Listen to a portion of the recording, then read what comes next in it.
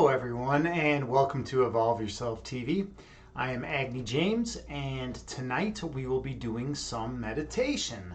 So, first of all, how is everyone doing today? It's 9:34, 9:34 p.m. Central Time here in Chicago. I hope everyone's having a good night tonight. I can tell you a little bit about my day to get started. Yeah, today was a weird day for me. I kind of had a little bit of a realization about acceptance, and I think I'm going to be a little more accepting as just with my current situation and with my where I'm at it with life. Acceptance is a weird thing, right? Because everyone always says you need to dream big, go for your dreams, right? Follow your dreams, and that's like the advice that you get, right? But then, what if your dream is like to be, the best chess player in the universe, right? The best chess player that's ever existed. If that's like your dream, and then you just maybe are not, there's a really good chance you're never going to be the best chess player in the universe, right? It's just probably not going to happen. But people tell you to go for your dreams, never let go of your dreams, right? And then if you continue that path, you just keep working at it over and over and over, and maybe you get good, maybe you get really good, maybe you get to like the 98.9th percentile of chess players, like I got at some point. But no matter what I do, I'm never going to be the best chess player in the universe. There's no possible way. So at some point you gotta like either accept that, or just and let go of your dream, right? Or else it causes you a lot of pain, right? Same thing with anything, right? If you wanted to be the best football player, the best basketball player of all time, right? A lot of people say, "Oh, never let go of your dreams," right? Never let go. Pursue your dreams. Just hard work will pay off. Just keep going. Keep striving to obtain your goal, to achieve your goal. But that's not reality. It's just not reality. Sometimes you can work as hard as you possibly can your entire existence, and you're not gonna achieve your dream, right? So yeah, I've been working more on acceptance lately, and just kind of like being okay with being where I'm at right now, as opposed to striving to be what I want to be. And it's kind of depressing though to like give up on your dreams, right? It's kind of depressing. And some people say, well, you could be a pretty good chess player. You could be in the 99th percentile maybe, but what if that's not what you want? What if that doesn't mean anything to you? What if you want to be number one, right? Then you just gotta either accept the fact that you're not going to be number one, or else you're just gonna be a pretty unhappy person overall. Um, so yeah, I've had this kind of big realization about acceptance, and about going for your dreams. And then it also makes me wonder too, like why we tell the young, kids, why we tell kids, go for your dreams, go for whatever you want to be. You can be whatever you want to be if you just work hard enough, right? You hear these things, right, that people tell little kids as they're growing up, and then they develop the mindset, oh, I'm going to be this, I'm going to be that. But you might not be that. You might not be that, even if that's what you want to be. So maybe it would be more realistic and more practical if we told kids, well, hey, try to do something, and there's a good chance you're not going to be the best, or you're not going to be one of the best, but maybe, and you might suck. You might completely suck at it, no matter what you do, no matter how hard you work at something.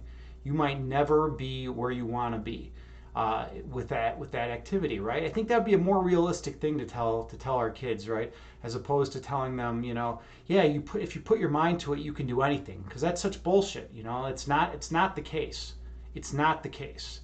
If I put my mind to the fact that I could, bend space and time, and create like, have a matter manifest out of thin air. It's not going to happen, right? If I put all of my heart and soul into being the best chess player in the universe, it's just not going to happen. No matter what I do, no matter what I do, I will never be better than Magnus Carlsen. He's right now the top chess player in the world, and that, it's frustrating. It's really frustrating for someone who's a perfectionist. Hey, One Sluggy, good to see you here. How are you doing today?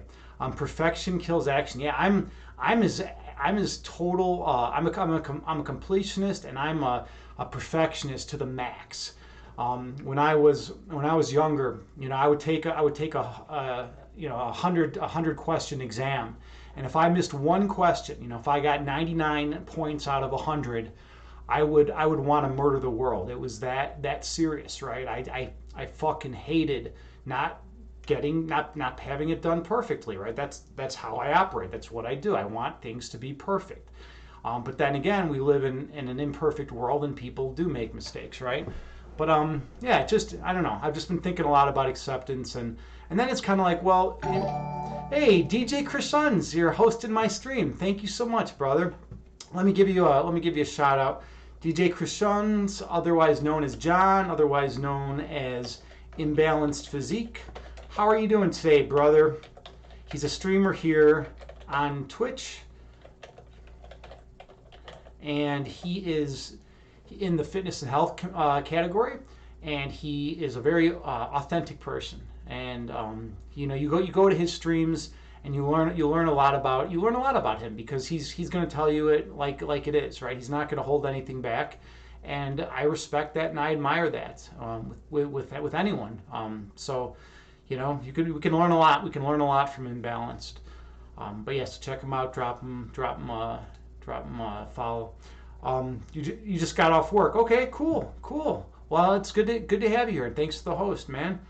Once again, you say, because perfection is our goal. I missed something you said up there. You said, yeah, understanding that we are humans and are not perfect is not easy. Yeah, right. It's in this bodily form, we're not gonna be able to do things to the level that we want to, right? I mean, well, some people might, right? Some people maybe they shoot for, like, I want to be, like, fairly good at this, at X, or I want to be fairly good at Y, right? I want to be like I don't know, like, some kind of, I want to be a good, I don't know, what the hell, I want to be, a decent basketball player, right? And if you want to be like a decent basketball player, there's a pretty good chance that, you can become a decent basketball player, right? But if you want to be the best basketball player in the world, I mean, there's virtually no chance that you're ever going to do that, regardless of how hard you try, right? There was one Michael Jordan, then there was one LeBron James, right? You're not gonna be better than those guys. So it's like we should tell our kids to, have realistic expectations, and not to shoot for things that they're not gonna reach, right? But then the other side of the equation is, what if you say that to LeBron James, or what if you say that to Michael Jordan? What if you told Michael Jordan when he was a kid, hey, you're not going to be the best basketball player? That's unrealistic, right? Then that wouldn't work out. Then that doesn't seem to ring true. So I think you kind of gotta say things like there's a very high probability that you're not going to be the best at basketball, and then as the person gets older and develops, you see, if they're in high school and they completely suck, then you tell them, hey, you know what, maybe it's better to switch career paths or whatnot.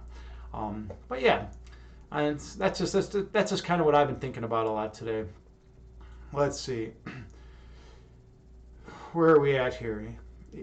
Perfection is our goal. One slug. You bring up a good point. I mean, if you strive for perfection, you're never really going to achieve it. I mean, you can achieve it in small level things, right?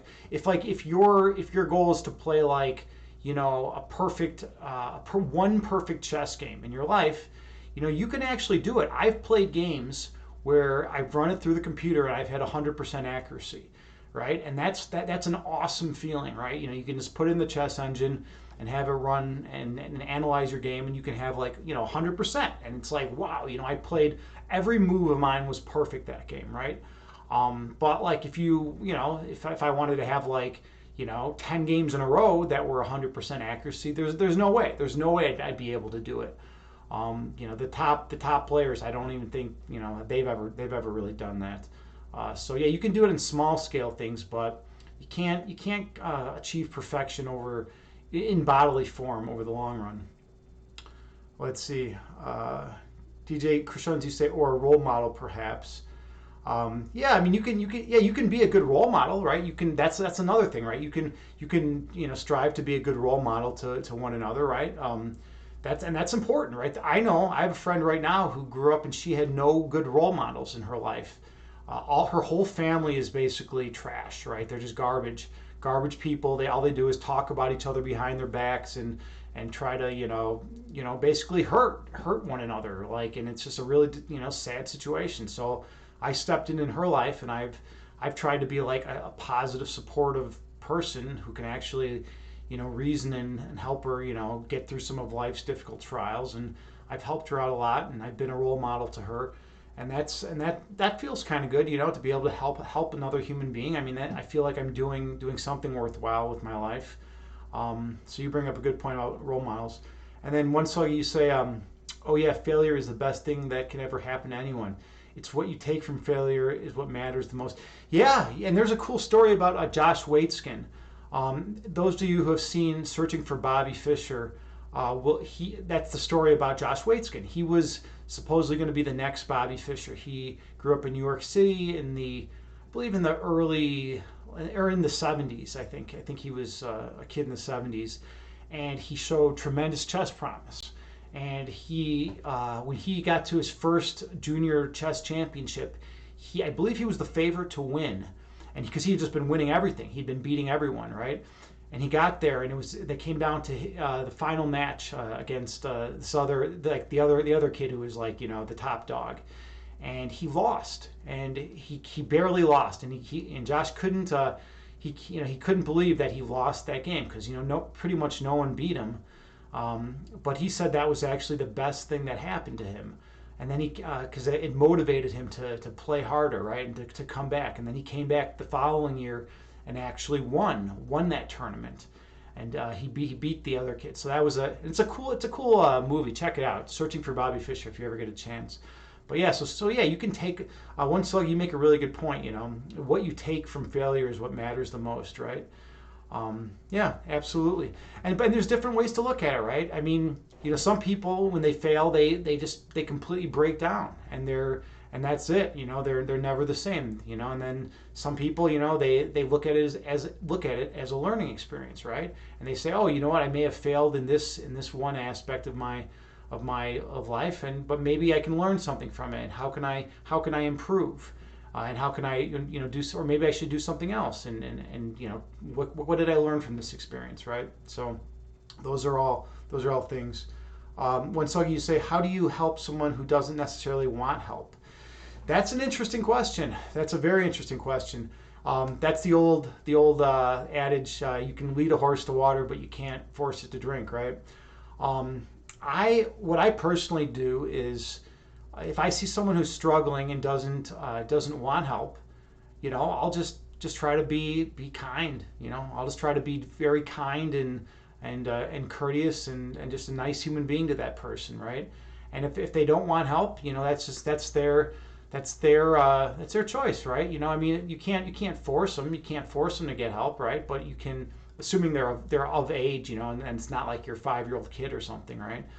But you can be a good role model. You can be a positive person in their life, and then you hang out, and then if they ever do decide that they want help, then you can offer them help.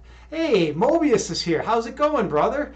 Good to see you. Mobius is a streamer here on Twitch in the fitness and health community. Him and Ali Smalls, his partner in crime. Definitely check him out whenever you get a chance. He's a tall dude. If you like watching streams, with tall dudes, check him out.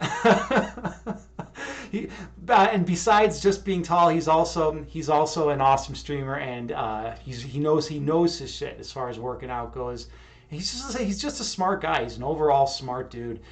He knows about a lot of things, and he's into some Zen Legos as well, Zen Lego stuff, which is always pretty cool, man. You should do another one of those Zen Lego streams, Mobius. I was digging that one day when you were doing that. So that's pretty cool. Let's see. One song you said, which is part of the process of breaking down. Yeah, process of failure. It used to break down when you would fail, weep a lot when you lose at sport. Yeah, I mean, I wouldn't break down as much as far as just like depression. I'm always just someone who would be quick to anger. I'd like if I would lose at something, I would be quick to anger. That would be like my immediate response. Um, and sometimes it would motivate me actually. I remember in the Chicago Open one year I was playing and I lost both of my games, and they were grueling games on a certain day. I was doing great in the standings. I think I had 4 points out of five, I believe it was. And then I lost both of my games on that next day, and I was furious. I just came home. I came home. I just was like filled with rage, and I was just reviewing my games.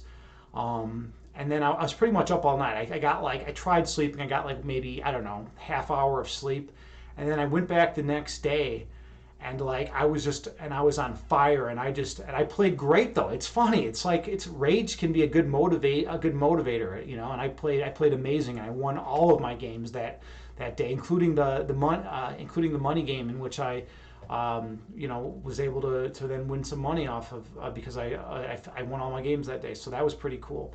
But like yeah, I've always been quick to anger. When I lose something that I feel like, especially when I'm winning, when I'm in a winning position, and then it all falls apart. That's kind of when I get most frustrated. I usually don't go into despair. I usually go into anger. But it's different for everyone. And I've gotten better at that over the years. With mindfulness and yoga, qigong, kunai, meditation, all that stuff's helped me. Just kind of be more centered and more peaceful. Let's see. Mobius, you said sounds like good conversation you wandered into. Yeah, yeah. We've been talking about competition. Mobius, I don't know if have you ever played sports? Were you ever big into sports? I mean, I know you work out all the time, but I was just wondering. Like, I mean, you're a tall dude. You have to have played some basketball, right? I mean, you don't have to, but like, I'm just assuming, right? That's just that's like what I always say, because like I've played a lot of street ball in my life, so I'm used to playing with the tall dudes, and then I usually was like a post up player, right? So like I would always have the taller dude behind me, he'd be like 6'4" or something, and I'm like 6'2", 6'3" on a good day, right? And so like I'd always be like trying to box that guy out and dealing with the taller dude behind me, but yeah, I don't know. That was your shit. You played. Oh, you're huge into volleyball. Yeah, yeah. If you're tall and you can play volleyball and you're agile, then that's a great sport. That's a great sport. Wow, talk about having an advantage. Being tall in volleyball. That's an amazing thing. And what about your hops? You got some good hops there. I had the misfortune of not having good hops and being a pretty intense basketball player. So I had to like basically just use my strength to get the position I needed, and then kind of like use my force and my will to just get the ball in the hoop. But yeah, that's cool that you played volleyball. Yeah, volleyball is a cool sport. That's actually one of the few sports that I never got into. I was big into football, soccer, basketball, baseball. I never got big. I never got big into volleyball. They just didn't offer it a lot where I grew up at. It was weird. It was like mostly like a girls' sport actually until like you got to high school. So I never played it when I was younger. I don't know, except like in gym class every now and then. But that's a cool sport. I have a lot of respect for that. You need amazing agility. I love playing sand volleyball. I've done that just like at the beach and stuff like that. I love it. It's just one of those things. It's one of those things where you need good team coordination, right? If you don't have a good flow with your team, you're not gonna do well with it. Let's see. One song you say, how do you help someone who is open-minded to the idea of healthy mindset but falls short a lot? I have a few friends I'm trying to help. It doesn't seem like my teachings are getting through to their core. Yeah, it's that's one of the struggles about being a teacher, right? You have a good heart, one so you're trying to help your friends, you're trying to give them advice, and you said they are open minded to help, but they're falling short. Um, you just do what you can, right? At the end of the day, you do what you can to try to help. But sometimes it's just not going to work. But the other thing is sometimes you'll be able to help, and you won't even realize it, right? Sometimes you'll just say something to someone, and they might not even process it right away. But like later on, they'll come back and they'll say, "Hey, you know what? You said something to me the other day, and it really helped me. It really made a difference in my life." And that's what you got to do, right? That's all you can do, right? You can't even if they're open minded and they're willing to try for help, um, try to listen to you. Like sometimes it just won't work out. It's just the nature of life, right? It's just how it goes. Hey, Allie Smalls, how you doing? Good evening to you as well. Mobius's partner in crime. Definitely check out Allie Smalls. Drop her a follow. She's a streamer here on Twitch in the fitness and health community, just like Mobius. They're like the night and day, right? There's great fitness and health streams, and just quality people. They're just good, genuine people. That's what I like about them. Same thing with Imbalanced. Like when I watch his streams, he's always just authentic and genuine. They're not going to bullshit you. They're just gonna tell you it like it is. And we need more real people like that. I'm sick of all the people that put on the facades and wear the masks of. I can't even say, I used to be able to say like wear the Jungian masks and things like that, but like now with everyone wearing masks because of COVID, I can't even really say that without having to like explain what I mean, which is kind of ridiculous. But yeah, you know what I mean. People who are real are not wearing a mask, in that sense, right? Hey, Roko Hemda, good to see you here. How are you, brother? Roko Hemda and I have known each other for a while. Man, Roko Hemda is. I've actually known Roko Hemda since I was 5 years old. How crazy is that? And that guy and I are still friends. That's wild to be friends with someone that long. I mean, that's just we grew up a few houses apart from each other. And he comes here and supports the stream, and he still doesn't hate me after all these years. I mean, it's pretty amazing, right? To be friends with someone that long. Yeah, at 5 years old, man. Wow, makes me think a lot. What else are we at here? Mobius, you say you truly believe people need to get so sick of their own shit that they become their own best source of motivation. Yeah. However, I have come around to the idea that a lot of people out there just need to be told that they can reach their goals. We have too much of this not your fault mentality, but I think that could translate as you can't change. You can, if you want to 100% fail a million times, get up a million and one. Yeah, you can always get up, right, from a punch. Assuming the punch is not going to literally kill you, right? If the punch is going to kill you, then you're not going to get up. But if it's like a jab, right? If it's a jab that just knocks you down, right? You can get up from that, and you can learn and improve. Yeah, I think that's pretty good advice that you got there, Mobius, for one sluggy. Yeah. I want to look a little deeper in that, actually. I truly believe people need to get so sick of their own shit that they become their own source of motivation. Yeah, I mean, I've known so many people that are like that have told me, hey, help me do this, right? Work out with me, work out with me, right? And I kind of have mixed feelings about that notion, right? Because if people are like, hey, help me work out, work out with me. It's like, yeah, but then when I'm not around, guess what happens? They don't work out. They don't do it on their own. So a lot of times it's just a matter of just convincing the person to just do it, and they need to get sick of their own shit. They need to get to a point where they're just tired of where they're at, right? And then eventually they'll hopefully come around and do the things they need to do to improve the quality of their life, right? I mean, and you can help them out a while. Like one thing I used to be big into was going and like helping people clean up their messes.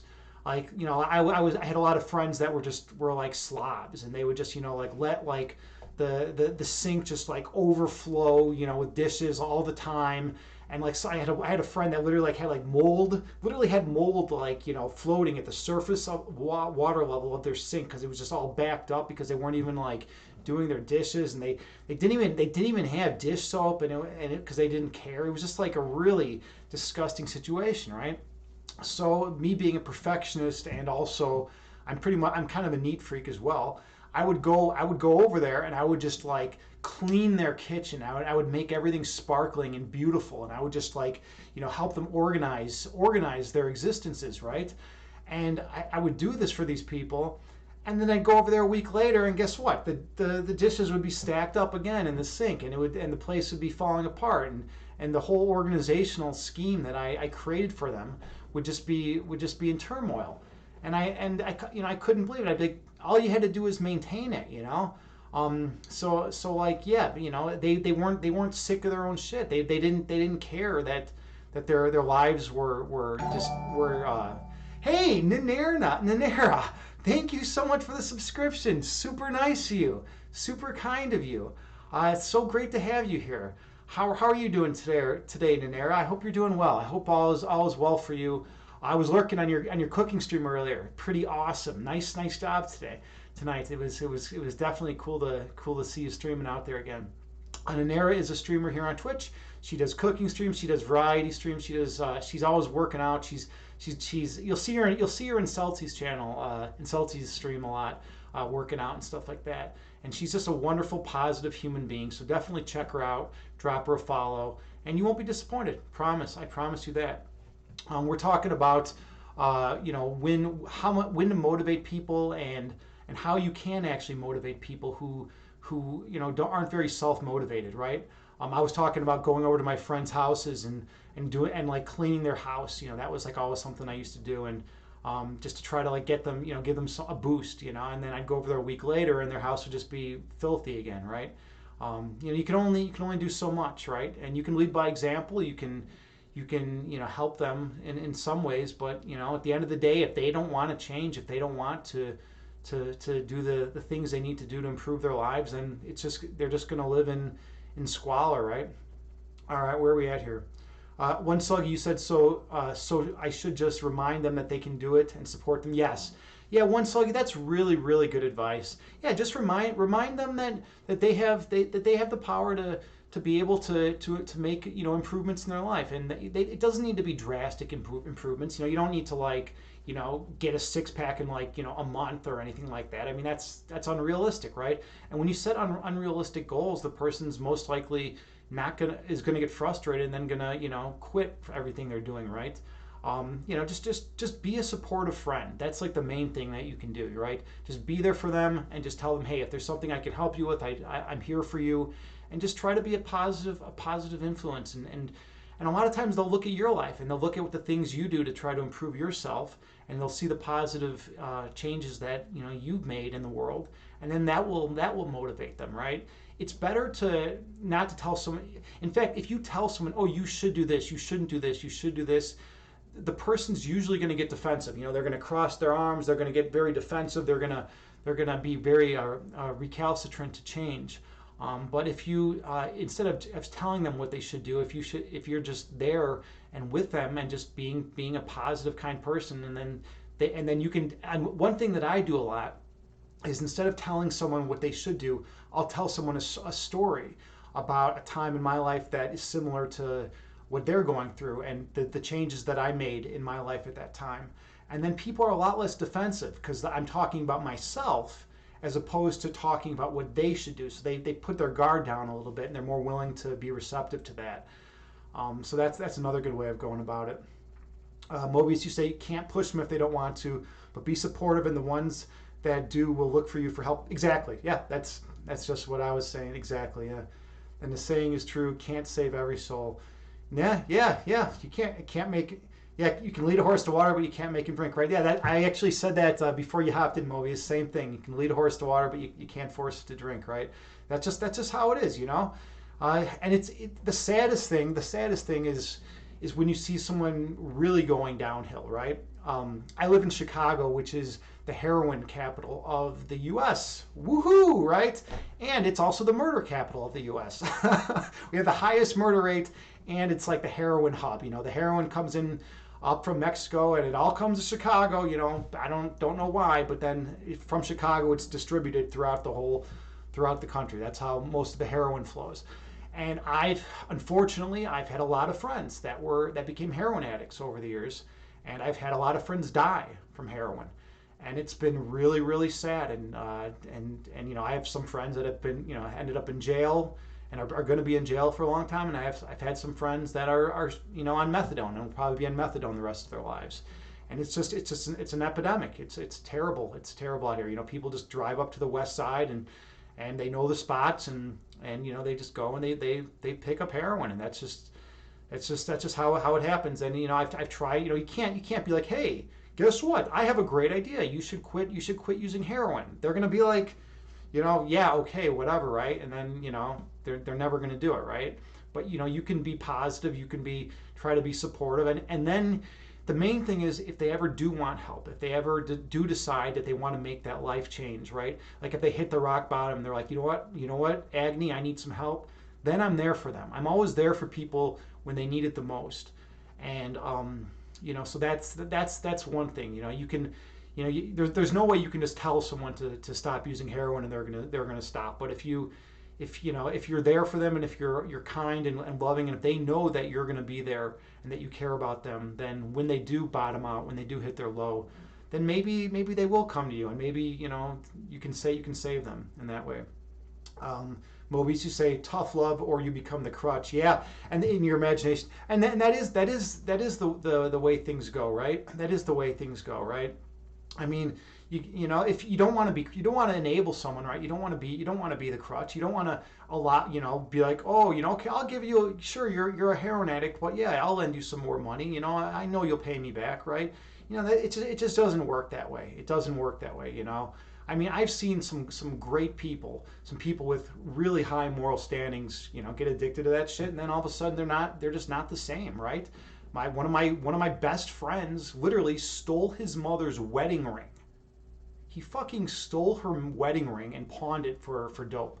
I mean, but you know what? When you're that addicted, when you're that into the game, you'll do whatever it takes to get that next fix. So it's really sad, And there was nothing I could say to him that was going to change anything. He actually got a vein in his arm that got infected, and he almost lost his fucking arm. He had like some gangrene and shit going in his arm. He almost lost his arm. It was crazy, and that was actually his low. And then he was able to turn it around. He went into rehab and he was able to turn it around, and now he's doing great. He's leading a happy, successful life, and it's amazing. But when he didn't want to change, there's no way that that he would have changed, right? Nair, you're doing pretty well. Well, good. I'm glad you're doing well. You said thank you. It was good to get back to your meal preps. Your meal preps are awesome. I love it. I might have to just start recording like all your recipes and everything, because I like meal prep. I like doing that. I used to be big into stuff like that, where I would make all my meals for like the week, right? And then you don't have to mess with it. You just do it like once a week. Then all your food's there, and then it's more efficient. You save time.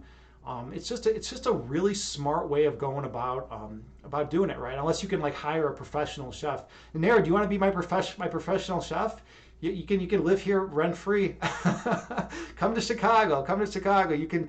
All you got to do is do meal prep for me. You can live here.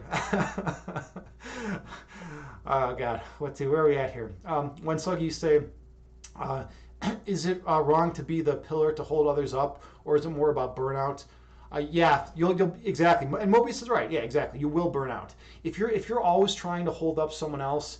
I mean, it can be super frustrating. It can be super draining, and it's eventually you're just going to burn out, and then you're going to get frustrated. And you're not going to be able to help them when they do need it. So you don't want to become an enabler, right? You don't want to enable someone to continue whatever bad habits they're doing, whether it's heroin or whether it's just just sitting around and not not taking care of their bodies. I mean, you don't want to enable someone. I've been in relationships like that before where like I've enabled people. It's like, and it's just it gets really bad. It just gets really draining, and then the person doesn't feel good.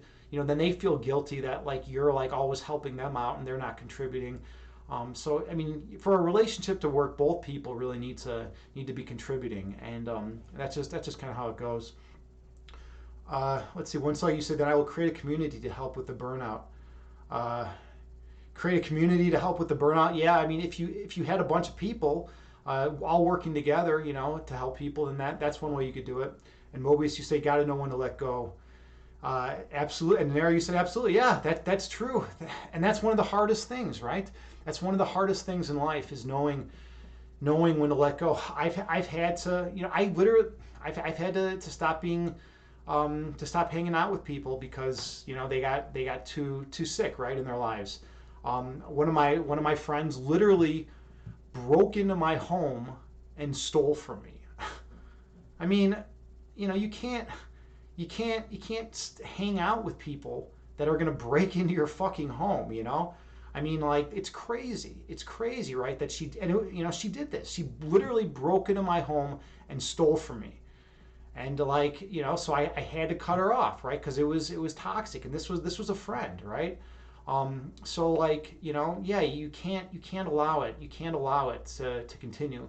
I don't like the idea of giving up on others either. I'm always the person that usually gives too much, right? And sometimes I get burned out, right? Sometimes I get burned out and I get frustrated that I can't help people.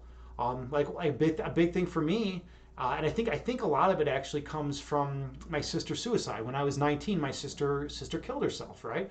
So like I always feel a little bit bad about that. I wasn't there for her enough. That I didn't do enough for her, right? And I know in hindsight, obviously, as a 19-year-old kid, you're not gonna like be there all the time and be thinking about the big picture. I was busy with college and molecular bio and psychology and all that stuff, right? So like I was away at school. Like, what am I gonna do, right? But at the same time, like because of that, I feel like I've always felt like I need to help people. I need to try to save people. Since then, and it's been draining on me. It's been super draining, especially because I've been in a lot of toxic relationships where people then take advantage of my kindness and my generosity. But it's just one of those things.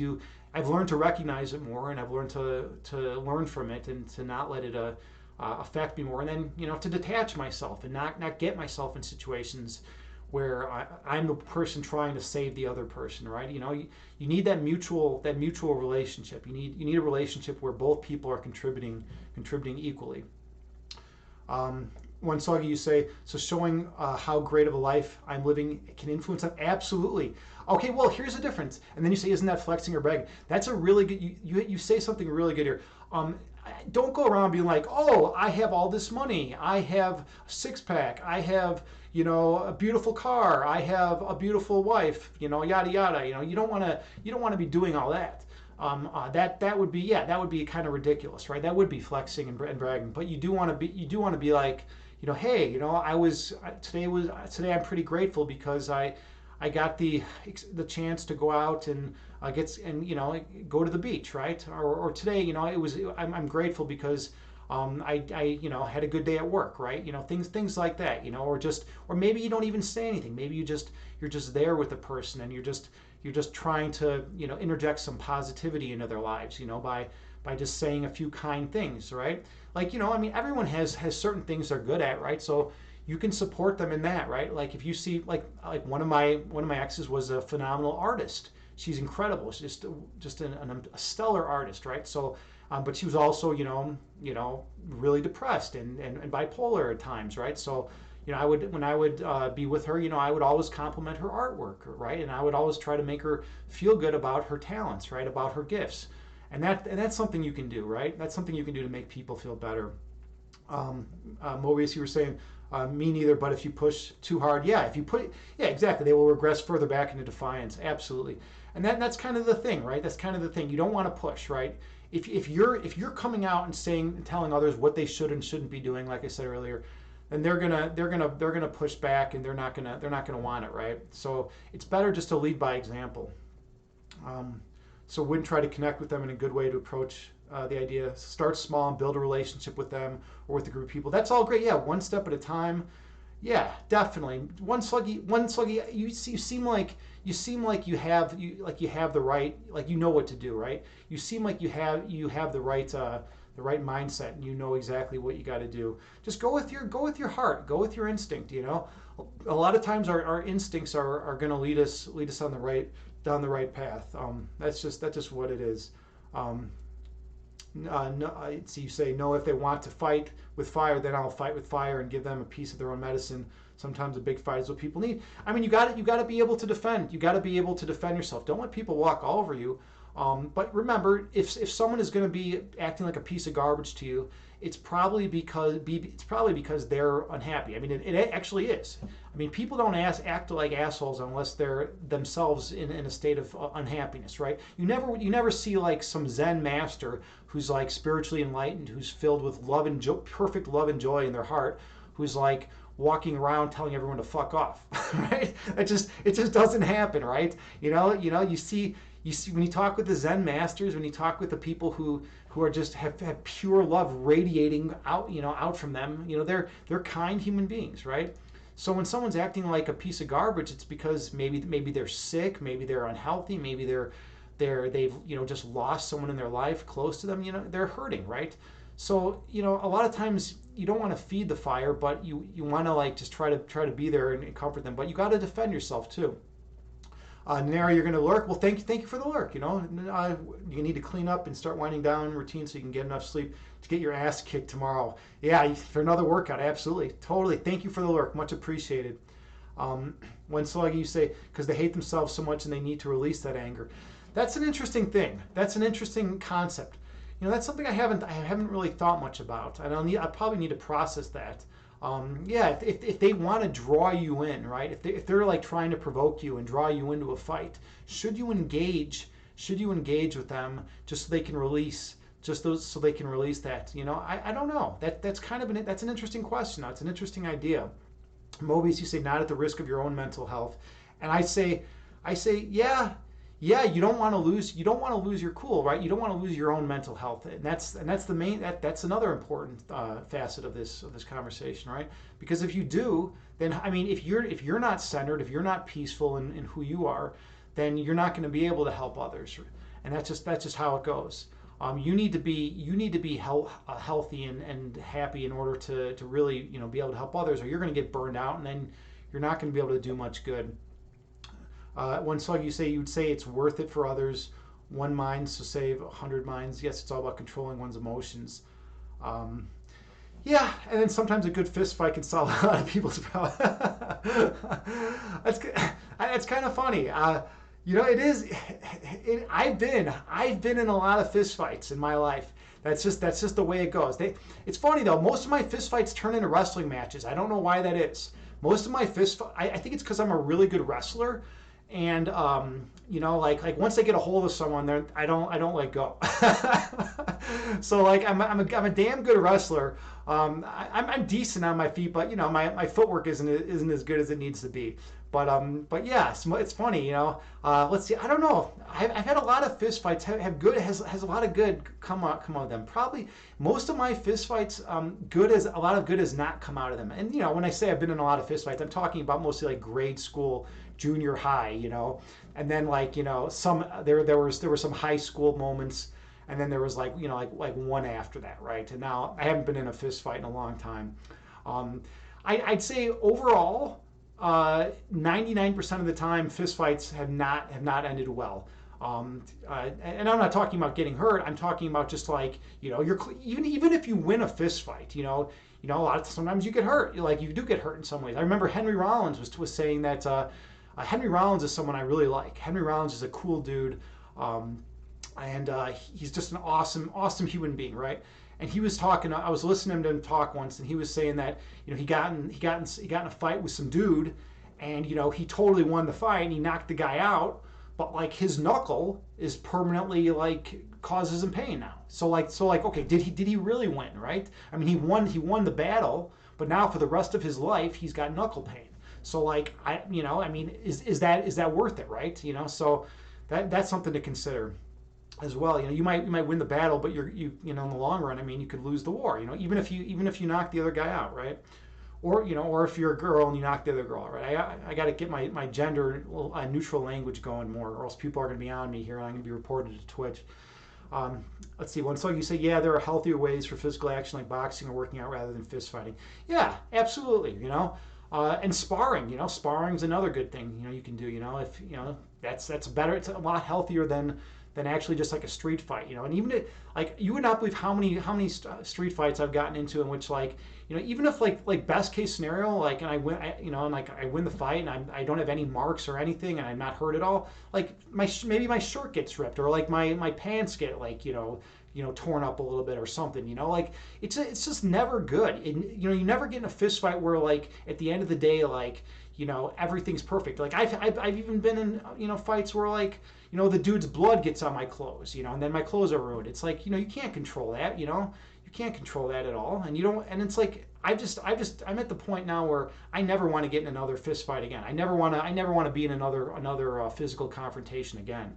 The last one I got into was in my early 20s, and the cops got called. And then the cops came and they took me in and they were like, what's going on here? Blah, blah, blah. And then it was like this big ordeal, and like, I'm done with that. I'm too old for that shit. I don't want to deal with police. I mean, that's like talk about like the worst possible thing, just dealing with cops. I mean, I don't want to go into the police department and have to deal with that shit. It's a total loss, right? Hey, Victor Soar here. Awesome. Good to see you. How are you doing today? I'm grateful that you're here, man. I hope all is well. You say there is also the intellectual victory. Different people can fight for different ideas, and that is so true. That is so true. When I went to grad school for philosophy, I mean, we would fight all the time, right? But it was a debate, right? It was like it was a battle of ideas, a battle of different concepts, right? Someone would propose a notion, and then someone would give a rebuttal of that or raise an objection to that notion, right? And then the person who initially gave the idea would come back and say, well, how about this idea? And it would just be a back and forth, and that's I've always found that's a much nobler way of actually of going through like the process, So it's a lot more. It's also healthier, and you don't get blood on your clothes, right? One Soggy, you say first step for a bad addiction is to replace it with another addiction that is more healthier. Yeah, that's what they say, right? They say you need to. Like I know in AA, their big thing is to replace the addiction. I think with God. I think that's what they say, right? The concept of God, and they can be whatever higher power you believe in or whatever, right? They say you need something, right? You can't just go cold turkey and then not have another addiction. That's like their philosophy on it. I don't know. I'm a little undecided on that. I think it kind of varies for individual between individual, but whatever works for you is the main thing, right? Hey, Chad guy, how's it going? Good to see you. And hey, Acro Zenbro's here too. Awesome. Acro Zenbro is a streamer here on Twitch. He is an awesome dude, really nice guy. He's also a magician. That's something that a lot of you might not know. He's a magician. At least he used to be. Definitely check him out and give him a shout out. Oh, you know what, Acro? Since you changed your name, I don't think I updated it to give you the automatic shout out. So let me try to remember to do that. But I'll give you a shout out here for now. Go check out Acro's stream and drop him a follow. I hope you're doing well today, Acro. And Subi Blue. Hey, Subi Blue is here as well. Check out Subi Blue. Subi Blue is all around the fitness and health community. Totally an awesome human being. You'll see Subi Blue in a plethora of channels here on Twitch. And Subi Blue also streams, so definitely check him out and drop him a follow next time you get a chance. Just really good, positive human being. We have some really good human beings in this chat today. It's really it's a pleasure. It's a pleasure to be here with all of you and to be able to spend time with all of you tonight. Well, I mean, should I even say tonight if it's like, somewhere else in the world it's like 1 p.m. and someone's talking? I mean, I don't know. I mean, I kind of feel like most of my viewers are like, it's like sometime in the nighttime for them, but who knows? Victor, so you say, yes, often sides between fistfights are guided in your imagination by underlying ideologies. So you think that the great majority of fights can be fought intellectually. That's a really cool point, and that's insightful. I think so. I really think so, right? Assuming you're like, older than like, 8 years old, right? When you're 8 years old, I mean, anything goes. It's just nonsense. The thing that would happen with me a lot, and it was the dumbest thing ever. But like when I was like, I was always like the biggest kid in my grade. I was like one of the biggest kids, right? So like I would have like some small dude come up to me and like want to fight me. And I'd be like, what the fuck? Why do you want to fight? Like, what is going on here? And it's like he wanted to fight me because I was like the test, because he wanted to prove to the other kids in the group that like he was tough because he was willing to fight me. So then me and the dude would fight and I'd beat him up, and then he'd like want to shake my hand. And I was like, what? What the fuck, And then we were like cool after that, but like it was absurd. It was absurd. He'd want to fight me just because it would make him like look good in the social group, because it's like now he's like willing to fight like the tough guy or whatever. It's like what nonsense. I didn't want to fight anyone. I just wanted to live my life, and like everyone just wanted to come at me. It was ridiculous. It was absurd. But that was like my 8-year-old lifestyle. And when you're Victor, so when you're 8, people do stupid shit all the time. That's not guided by underlying ideologies. It's guided by like just trying to look cool in a certain social group, right? But yeah, I think later on, most fights are fought because of differing ideologies, right? Differing beliefs. I mean, look at all the religious wars we have, right? Look at all the stuff going on in those arenas, right? I mean, it's crazy, And look at politicians, right? And politicians are battling, day in and day out. One Sluggy, you say you just recalled something from your past, and I think came to a conclusion that I probably couldn't save the people who harmed me, nor would I want to. Does it make you bad? No, not. I mean, not at all. Not at all. I mean, when we look back at our lives, there's a lot of different realizations we can come to about people that we could have saved or couldn't have saved, and you know what? Sometimes whatever, it's just the past is done, and that's the main thing. The past is done and over with, and if we can learn from the past, then we're doing good. We're doing something right. That's all we can hope to achieve in this world, right? We want to learn and grow and progress and evolve yourself, right? That's the name of this channel, and that Evolve Yourself TV. That's the name for a reason, because we want to move forward, right? We don't want to get stuck. We don't want to get stuck in a fixed mindset. We want to be live in a growth oriented mindset, right? That definitely does not make you bad. That definitely doesn't make you bad. And by the way, even if I don't believe anyone is bad on bad, right? I mean, sure, within this dualistic framework, people do things that are horrific and whatnot, but like from the larger perspective, from the context of like all of eternity, from all of time, looking down on what's existed. I mean, things just are. Everything just is. And if we come to that conclusion, then we can have a little more peace of mind, when we see bad things happening to good people and whatnot. But one Sluggy, no, you're definitely not a bad person.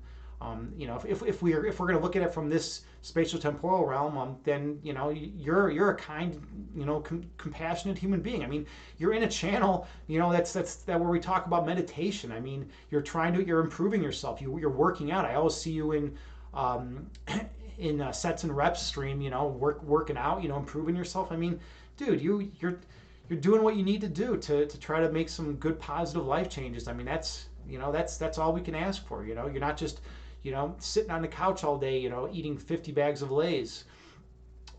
Let's see, Acro, you say you'll be changing the name again too, so don't worry about L. But you're changing your name again. Yeah, you're intense with the name changes, man. I'm not that way. I'm just gonna be Evolve Yourself TV. That's just kind of where I'm going. I'm Agni James under the Evolve Yourself TV umbrella. But I do want to see some of your magic, some of your magic tricks, man. And you know what? I bet you I could tell you. I probably know how you do a lot of your magic tricks because I was an apprentice for my friend who was a magician growing up. I told you about this guy before, you know, with the amazing hand dexterity. And since I was his apprentice, I got to learn how he did a lot of his tricks. I always thought you know what I always thought were cool in acro. I'm sure you know about this. Those skin-colored thumbs. Or thumb coverings that light up when you push them, you know, so you could like take the light and be like, and like pull out the light, you know, like through your head and like, you know, do it like, you know, around your back, and you know, you could throw the light, you know, back and forth, you know, and then like put it through your mouth and have it come out your ear. I always thought that was pretty cool, man. That was one of my it's just like a cheap little prop, but it was like, you know, people were always like, how the hell is he doing that, right? How the hell is he doing that? And I just divulged a magician's secret. Maybe I'm going to go to hell in the magician circle, but who knows? Victor Sor, you say, yeah, the kids that fought you for the ideology that displays of dominance or might means right. Well, that's true. So you could fight against people like that intellectually by refusing to fight without fear of what others think you. True, but as an 8-year-old kid, am I really going to have that thought, right? You know, when you're an 8-year-old kid and someone like half your size like punches you in the face, I mean, are you going to just be able to like walk away, right? Hell no. At least I wasn't able to. I was not nearly that evolved. I mean, nowadays, if someone came up to me and punched me in the face, I mean, I would defend myself. But I don't know if I would just start, you know, trying to really hurt the person. I think I'd just basically I'd do what I can to restrain the person. I don't want to hurt anyone physically. You know, that's not my style. But yeah, the kids that fought you for the, they wanted to fight to establish a higher social standing, right? You know, because then other people are like, whoa, dude, you're brave. You know, you fought Agni, man. You went up to him and you just jacked him in the face. Whoa, man. You know. Hey, Artist Shirts, thank you so much for the follow. Much appreciated. Much appreciated, Artist Shirts. But yeah, so we're talking about getting in fights as kids and as adults right now, and how you know, like when we were young kids, sometimes you know, kids would go up to like the bigger kid and try to fight him to like improve their street cred among the people they lived around. Right? Let's see, where are we at here. Please support. Okay. Please support your artistry by buying some kind of. Thank you, but we don't. I typically don't allow self promotion on this channel. But you know, you didn't know that. I'll let that one slide. No worries. No worries. I hope you're doing well today. We're actually going to be hopping into meditation soon. Yeah, you're an artist. Hey, I'm an artist too. What kind of you do a lot of shirt stuff, huh? Support artists by buying some iconic shirts. Cool. Let's see, Victor, sorry, you say you guess there is a difference between violence and self-defense. If they punch you out of nowhere, that is different. Yeah, and that's what would happen. That's what would happen. They would just clearly. I would like be I'd walk out the door.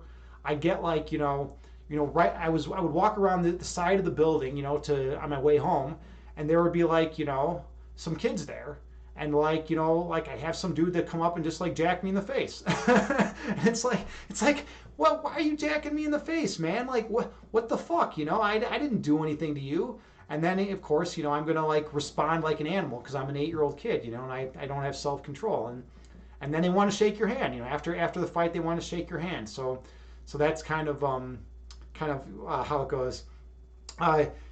Yeah, I know, one Sluggy. I know, yeah. All right, we're just gonna ban. Is he even here anymore? I can't even ban him. All right, good. Someone got rid of him. That's good. All right, thank you, JT Farms, much appreciated. I don't get many trolls these days. You know, it's kind of funny. You know, I don't get a lot of trolls these days.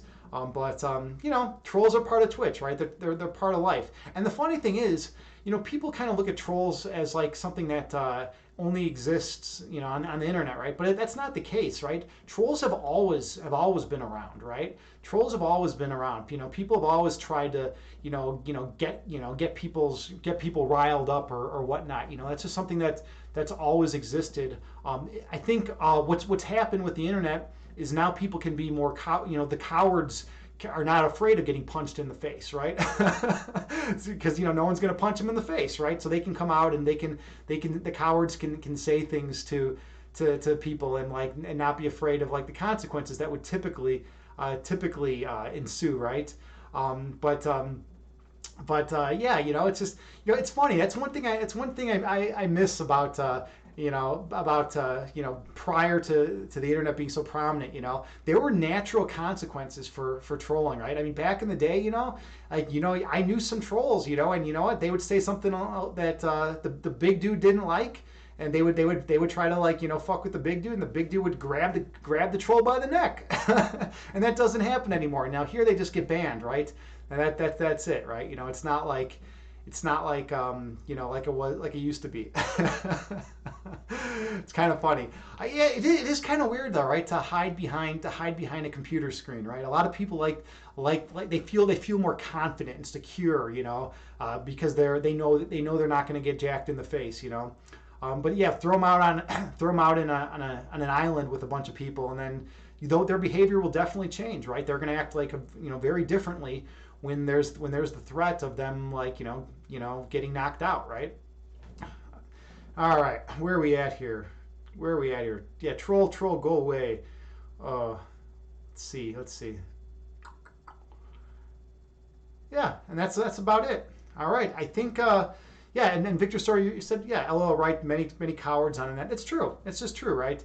Yeah, if you're not going to be held accountable for your actions, I mean, then there's a lot of people that are like, oh, I can get away with all this stuff, right? And it's like, what are you really getting away with, right? I mean, you're just kind of spreading negativity, and if that's what you want to do in life, if you want to spread negativity, I mean, you're welcome to do that, right? But it's not gonna benefit you. It's just, and then if you believe in karma, I mean, it's just going to make your life worse. I mean, that's the funny thing, right? It would be so cool. Like, let's assume that the notion of karma exists, right? For a second, let's just assume that it exists. How cool would it be if you had like an actual karma bar, right? Like right here, like you could have like a gauge, like on the side of like your computer screen, or like just on your watch or on your smartphone, right? And you could actually have a gauge of your karma, and you could be like, oh, I'm doing this amazing thing, and then you watch your karma spike, and then you see someone trolling, and they're their karma is going down, and they're like, oh, I don't know, maybe I shouldn't be trolling anymore, right? That would be pretty awesome, right? If there was a gauge like that existed. But maybe not though, right? If you didn't have good self-control and you were always being a jerk, then you're constantly looking at your phone and you're like, fuck, man, I'm in the negative again. Oh no, my life's never going to improve, right? I'm going to have bad things happen to me for the next 30 lifetimes. Let's see where we're at here in chat. One song, you said we are in a video game. It sure seems like that someday, and we might be, right?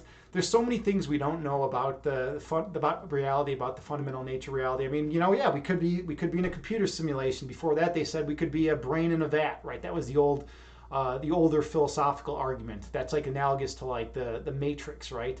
By the way, the new Matrix is coming out. I'm pumped. I'm excited about that. How many of you are going to go check out the new Matrix? I was really big into the other Matrix movies, so that's pretty cool. We'll see if it can actually live up to the hype, though. But I don't know. I think Keanu he's still up and moving and walking around, so that's good. Victor, sorry, you say, yes, I think there are natural consequences for trolling, karma, but also neuroscience. When you act like a troll, you reinforce neural networks that make you a weaker human being. My cat wants me to sleep, so I must head out. See you next time, Meg. Hey, Victor Source, so grateful that you're here, and you always bring insightful stuff into the chat. I always appreciate you. Have a good night as well, and yeah, pet your cat for me, man. I was just right before the stream, I was just playing with my cat, so it's always a good thing to do to give. Hey, you're gonna get some positive karma if you give love to your cat. That's how I see it, One song you say, oh yeah, so much unknown. Never seen the original Matrix. Really? You've never seen the original one? You should check it out.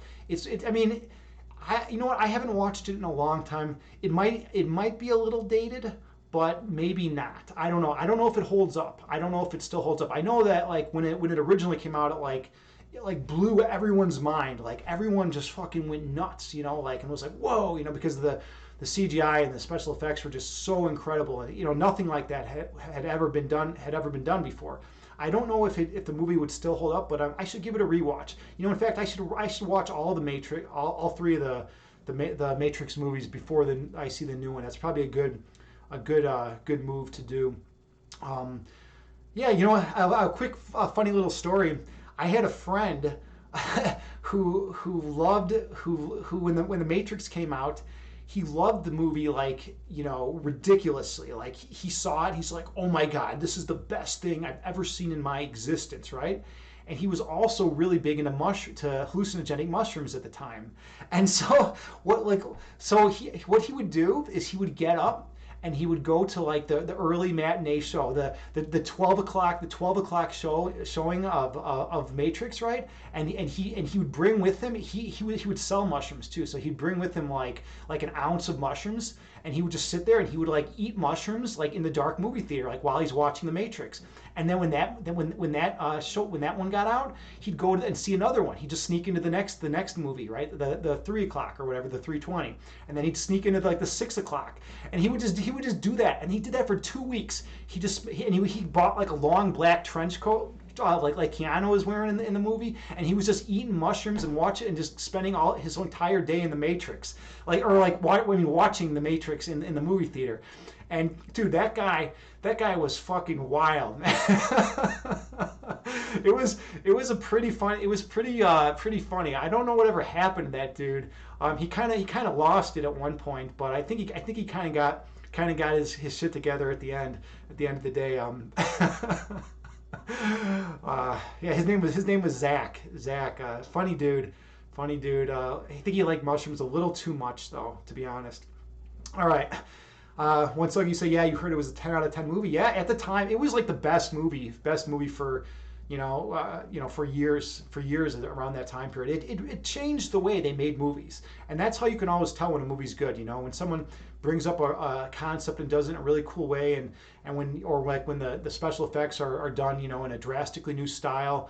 And it was also deep philosophically too, right? Anyone who's seen The Matrix knows that they discuss very deep philosophical issues in that movie, right? So it did definitely change the way movies are made, and it's definitely worth a watch. Give it a shot. Oh, my best type to trip. I watch a trippy movie time. Yeah. I bet seems dope to me. Yeah. You should check it out. You should check it out whenever you get a chance. All right. Well, we've been high energy for a while, and high intensity, and now we're going to slow things down, and we're going to go into a meditation.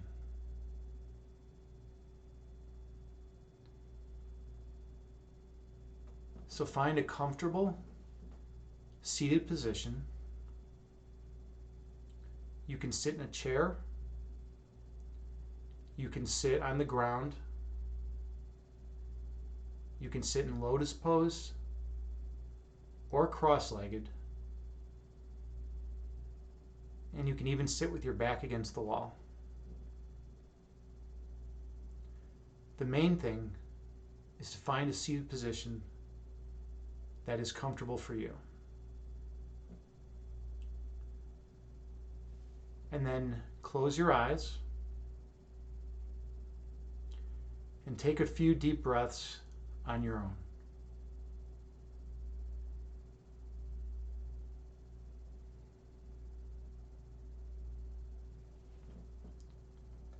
And I have a Buddhist chant that I play that has a chime that goes off every 2 seconds. And you can use that to help regulate your breath count.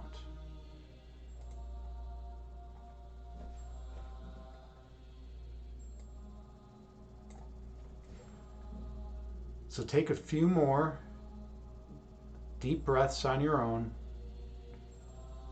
while maintaining good posture.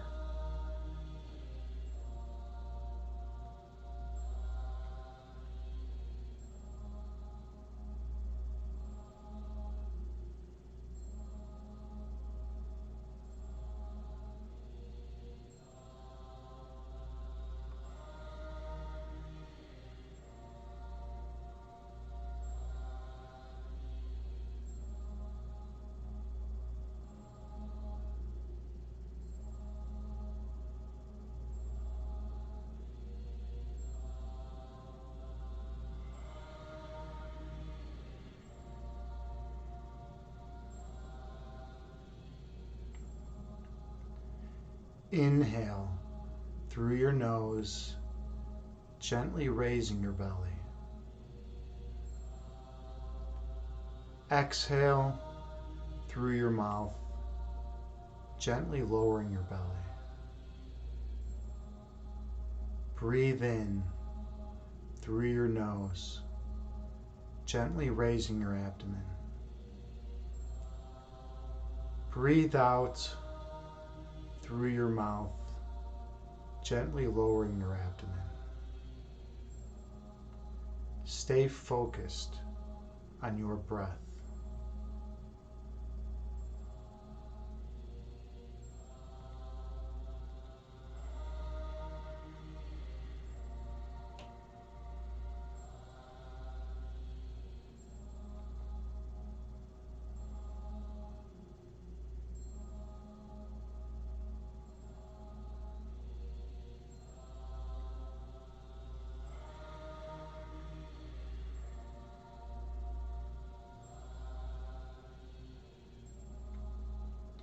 Inhale, gently raising your belly.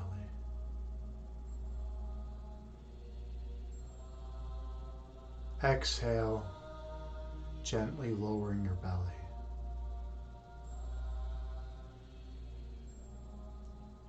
Breathe in, gently raising your abdomen.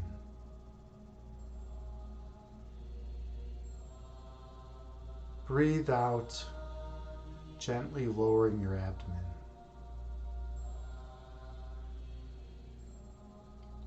Keep your attention on your breath.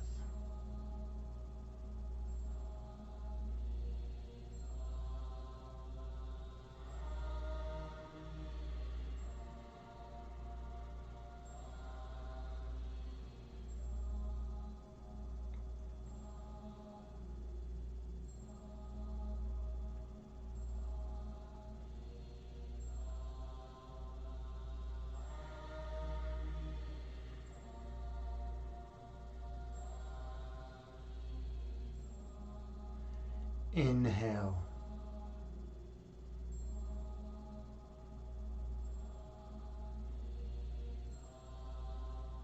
Exhale.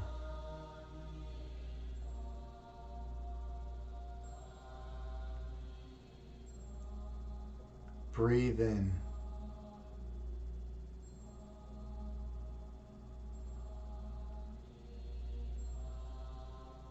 Breathe out.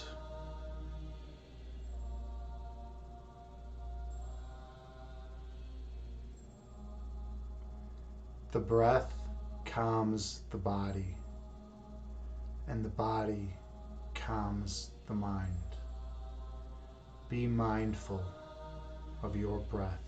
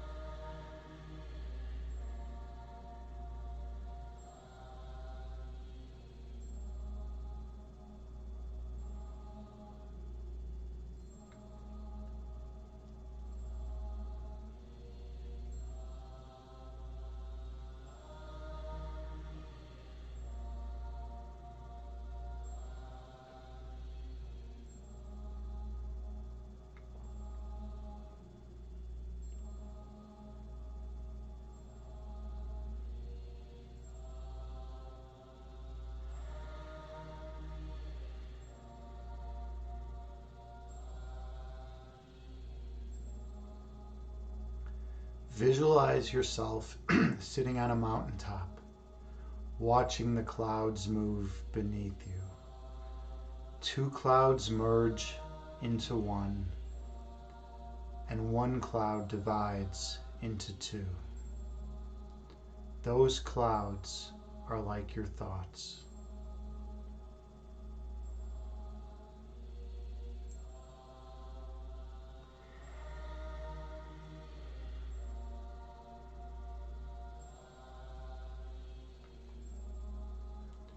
Inhale.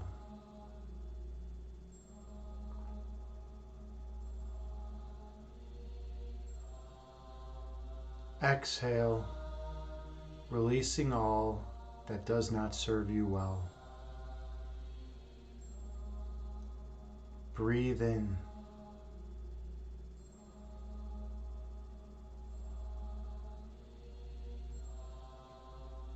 Breathe out, releasing all that is of no benefit.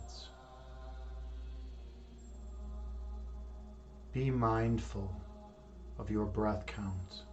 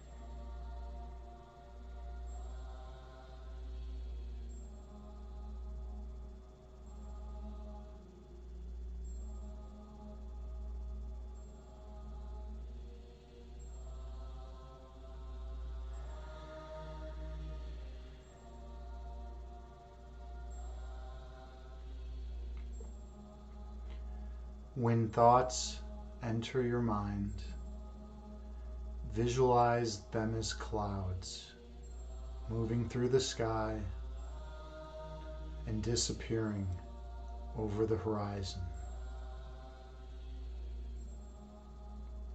Thoughts come into being, exist for a while, and then disappear from conscious awareness. That is the nature of human thought.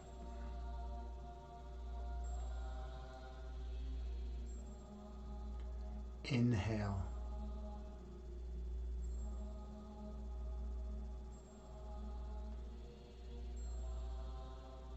Exhale, releasing all that is of no benefit. Breathe in.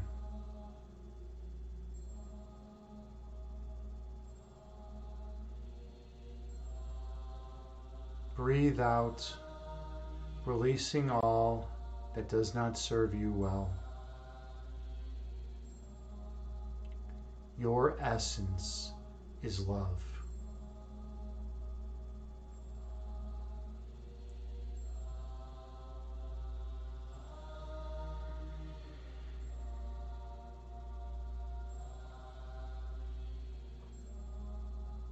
The manifestation of love is light.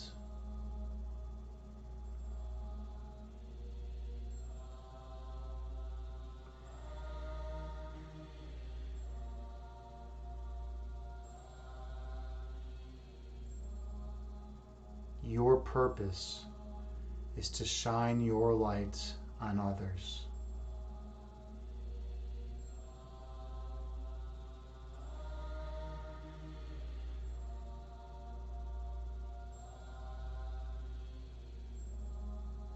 And awaken the inner light within them.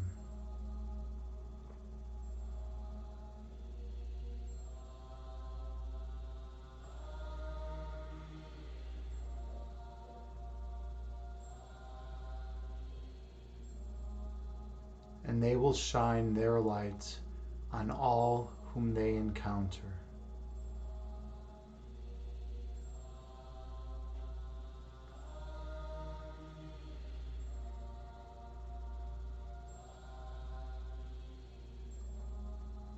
Until the whole world is lit once again.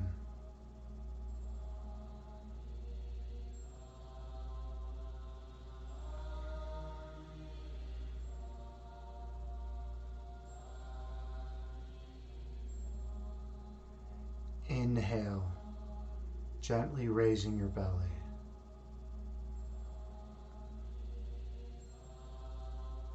Exhale, gently lowering your belly.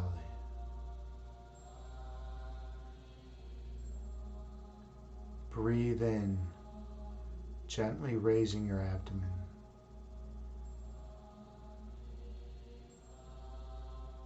Breathe out, gently lowering your abdomen.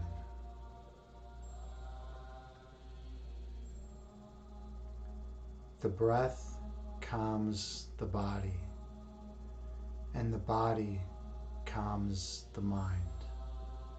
Be mindful of your breath.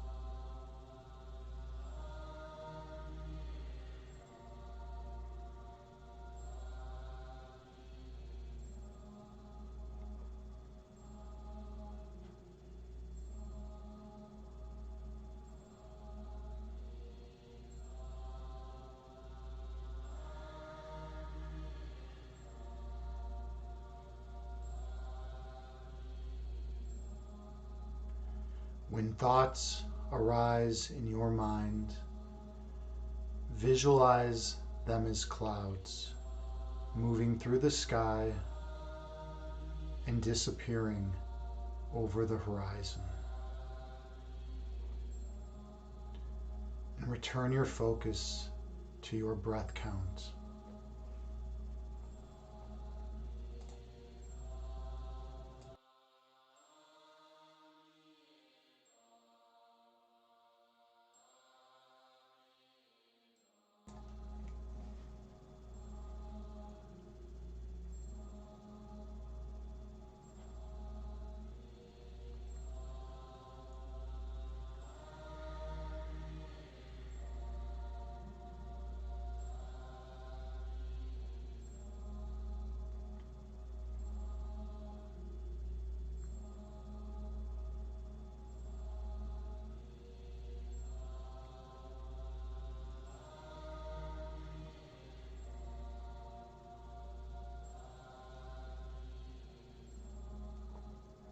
In meditation, we travel beneath the level of thought.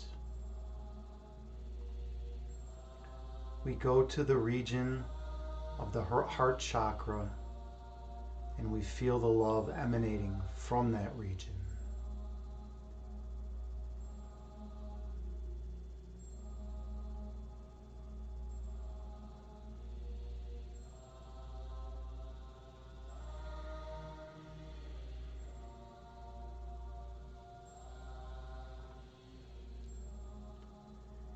Inhale, feeling the warmth around your heart chakra. Exhale, feeling the vibrations coming from that region. Breathe in, feeling the oneness from your heart chakra.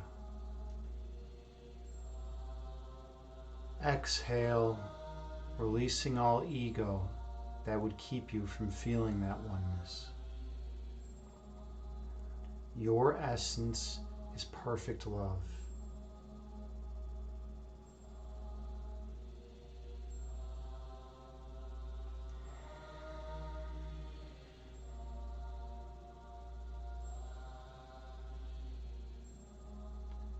The manifestation of that love is light.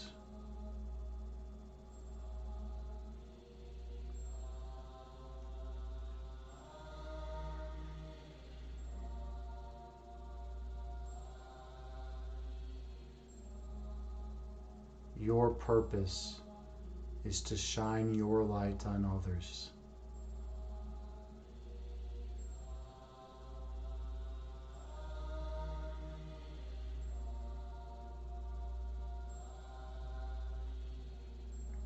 Which will awaken the inner light within them.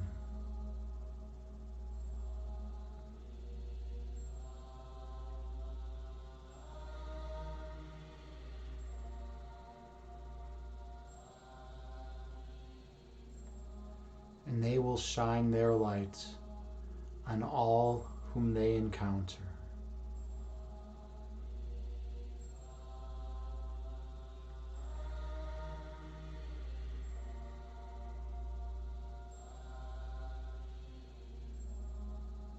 Until the whole world is glowing radiantly once again.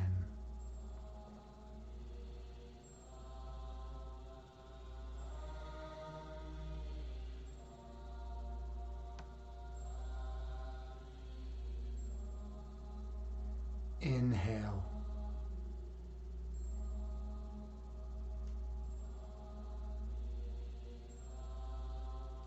Exhale, releasing all that is of no benefit. Breathe in.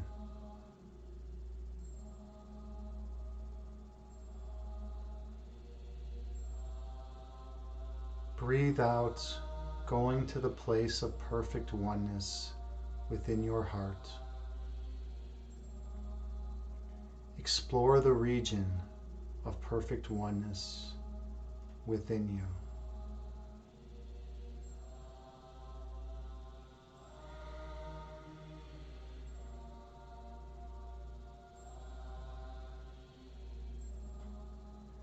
Feel the light emanating from that location.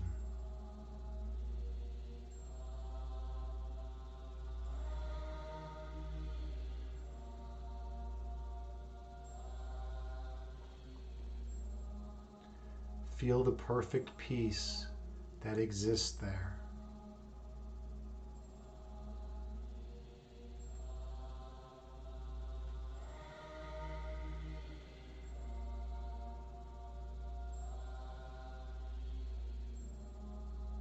Feel the unconditional love that you identify with.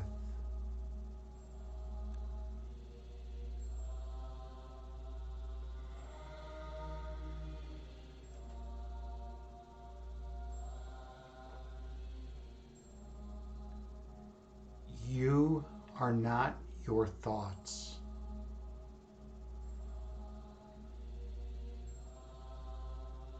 Your essence is perfect love.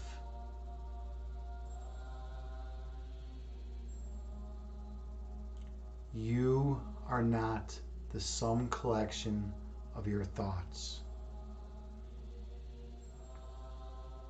Your most foundational essence is the purest love.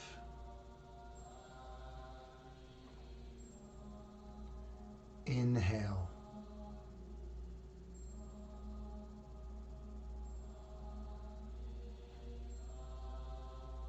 Exhale, releasing all that is not of benefit to you. Breathe in.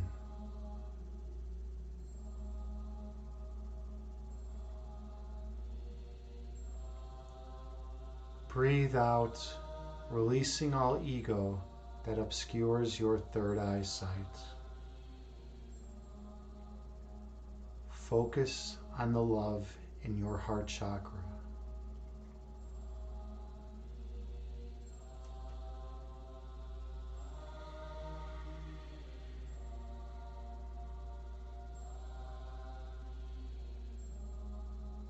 Stay focused on that love.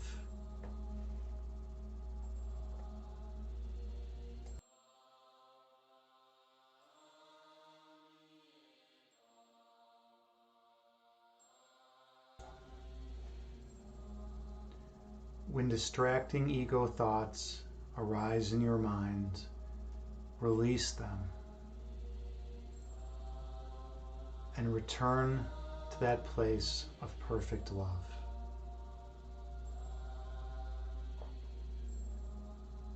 And as the thoughts re-enter your mind, release them once again.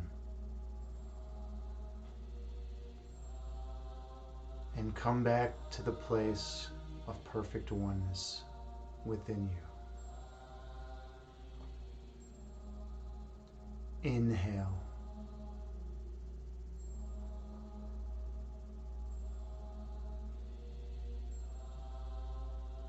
Exhale, releasing all that is of no benefit. Breathe in.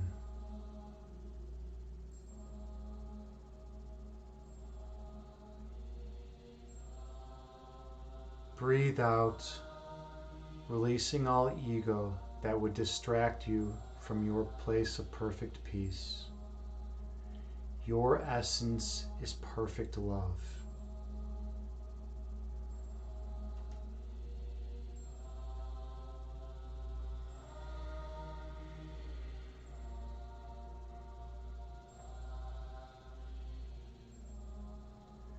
Be vigilant and focus on your perfect love.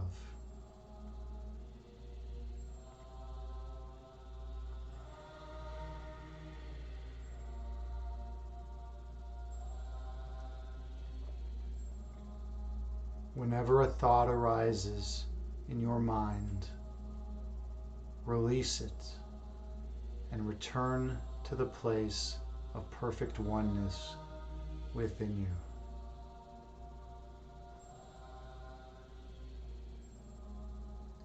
That place of perfect oneness has been given to you, and it is yours for eternity.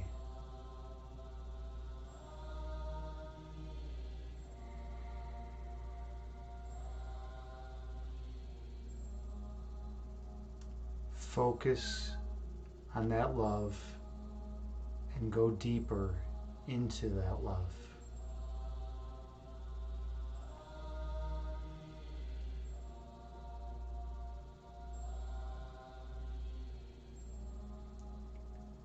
Go further down, even deeper, all the way to the source of creation that exists within you.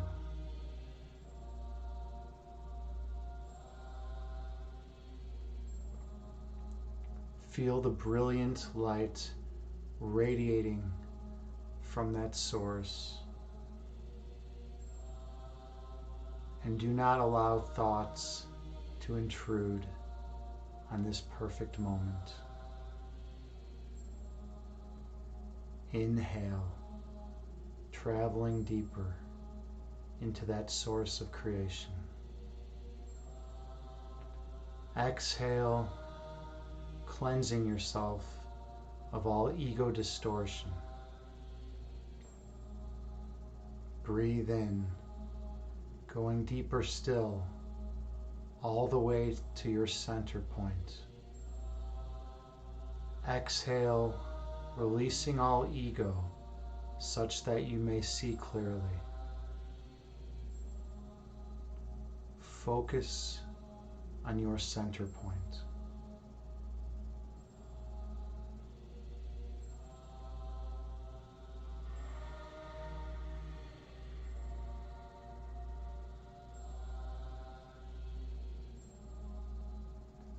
Focus on your place of perfect oneness.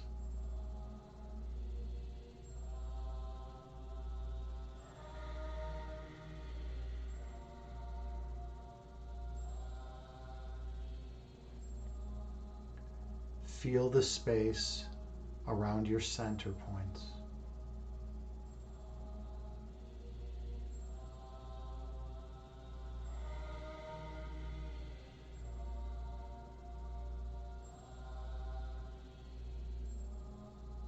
Feel the love that emanates from your center.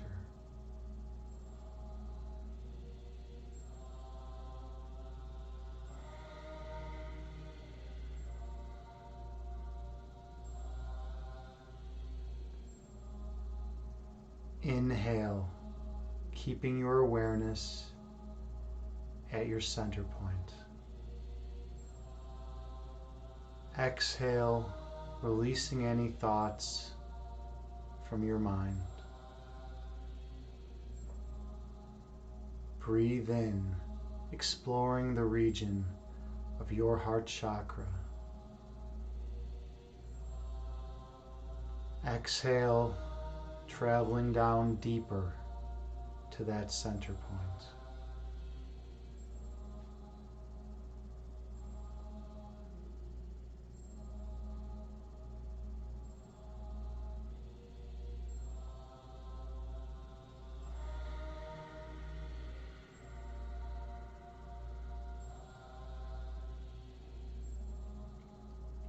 Inhale, be vigilant, and don't lose sight of your center.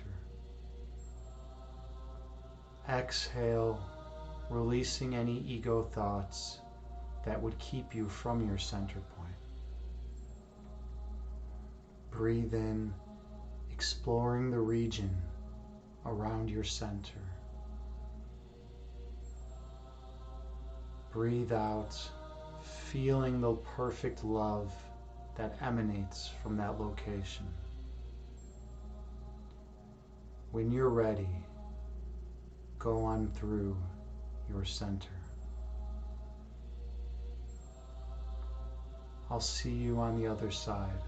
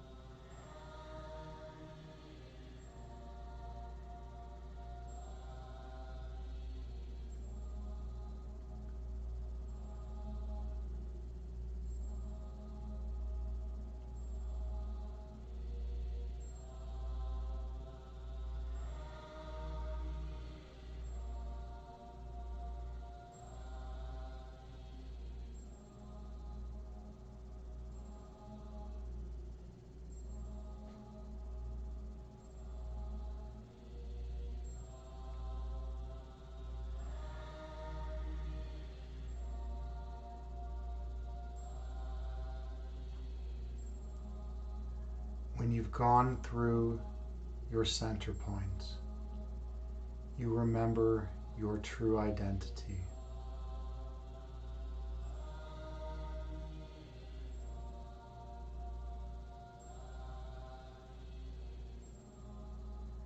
In your center, you remember how you came to be.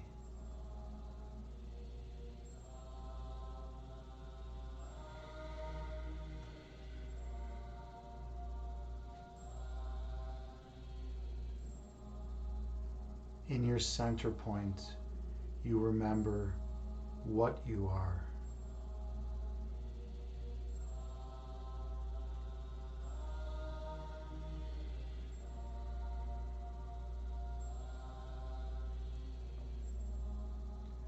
At your center, you remember your purpose.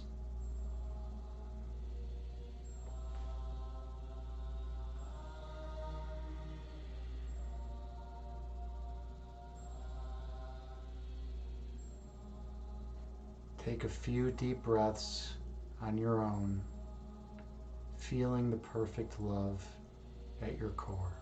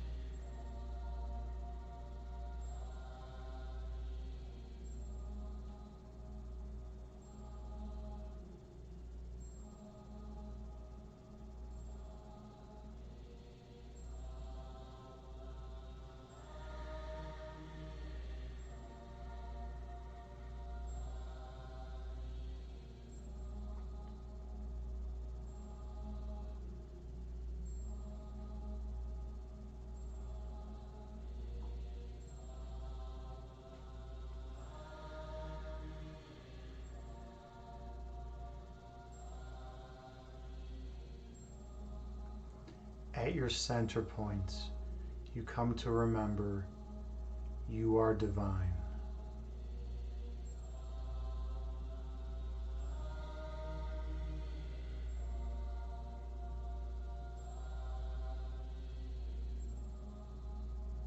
At your center, you remember your oneness with all of creation.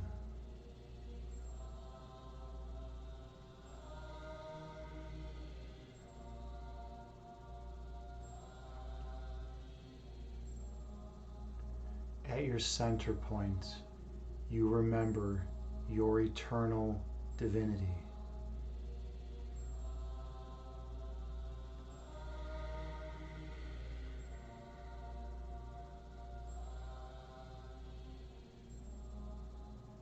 At your center point, you remember your eternal oneness.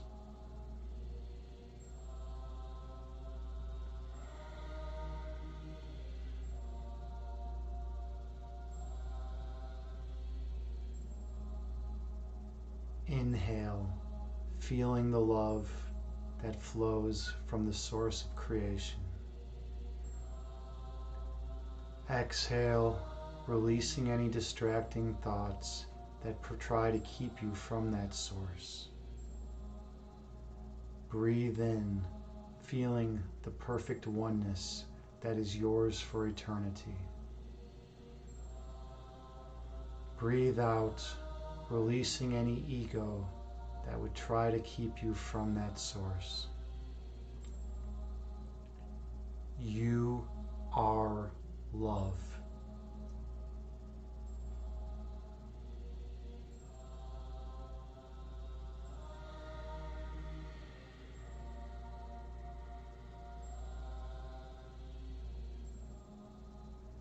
That can never be taken from you.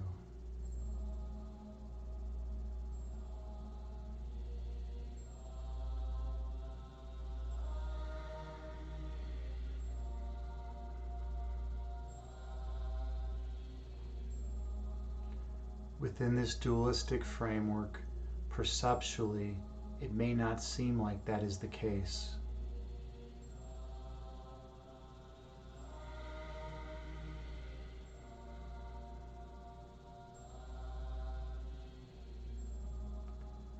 But from the context of eternity, only oneness remains.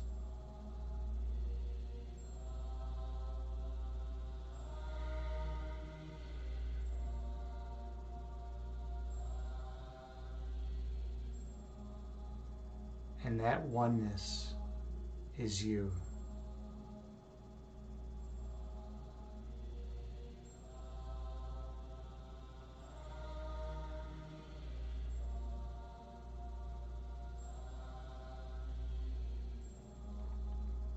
Inhale, allowing that perfect love to flow, filling your body. Exhale, releasing any residual ego that would obscure your third eye sight. Breathe in, filling your vessel with the most perfect peace imaginable.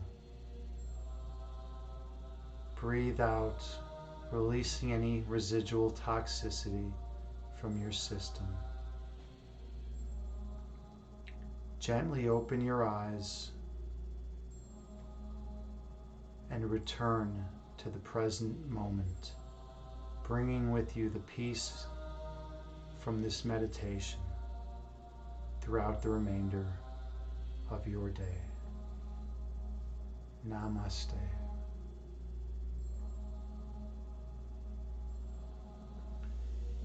Thank you so much for being here with me and sharing the sacred space. I am truly honored and humbled to be your meditation guide. I hope you felt some love and light during the course of this meditation. I know I feel much more peaceful after it. Thank you so much. How was that meditation for everyone? How was that? I hope everyone got a little something out of it. One sluggy, you say, oh, thank you. Yeah, have a good night as well. Have a good night as well, friend. We had some great discussion today, and I hope you have a peaceful night's sleep. A lot of people come to this meditation and then end up going to sleep after, and I hope they have good sleeps after this meditation. Oh, thank you, Subi Blue. Thank you so much. And I'm grateful that you were willing to participate. You know, the more people that we have here sharing the energy, the stronger it gets. I'm a firm believer in that. And I feel like we can feel more love and peace when more people are meditating. We can raise the vibration. So Thank you all so much for being here with me in this oneness. You know, we can transcend dualism into monism and go into that place of perfect love if we so choose. It's so hard with all the ego distractions of the world, you know, all the demands from work and everything else that life throws at us, right? But if we can just be a little more peaceful and a little more joyful, and if we can maintain our peace when we're out into the external world, then we're doing something right. So thank you all so much again. All right. Well, yeah, I think that's about it for tonight. Let's see who we're going to raid. It's always an interesting moment. It's always an interesting moment to decide who we are going to raid. Who should we raid? I love raiding people because, you know, we give back. We give back to all those people. All right, let's see. Let's raid. Ooh, you want to raid a philosopher? I think we should raid a philosopher today. We're going to raid Aristotle. He doesn't just talk philosophy. He talks a lot of stuff, a lot of interesting stuff, and he's a cool dude. He's got his PhD and he specializes in ethics, primarily virtue ethics, and he's just a really nice, kind human being. So let's raid him.